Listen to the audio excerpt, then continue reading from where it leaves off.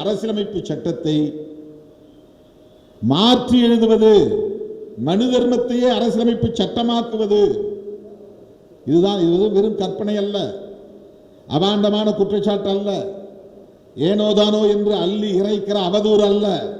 இது அவர்களே பேசுவது.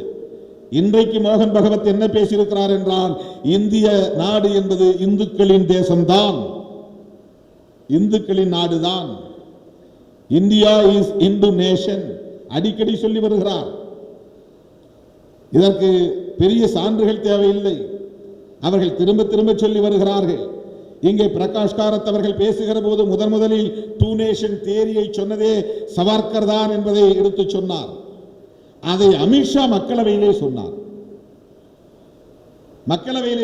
முதலில் காங்கிரஸ் மீது பழி சொன்னவர், காங்கிரசால் தான் இந்த நாடு இரண்டாக துண்டுபட்டது, காங்கிரஸ் தான் காரணம், நேரு தான் காரணம் என்று பழி சுமத்தியவர் அடுத்து தன்னுடைய பதில் உரையிலே பேசுகிற போது போகிற போக்கில் டூ நேஷன் தியரியை சொன்னது சவார்கர் என்பதை அவரே ஒப்புதல் வாக்கு மூலமாக சொன்னார்.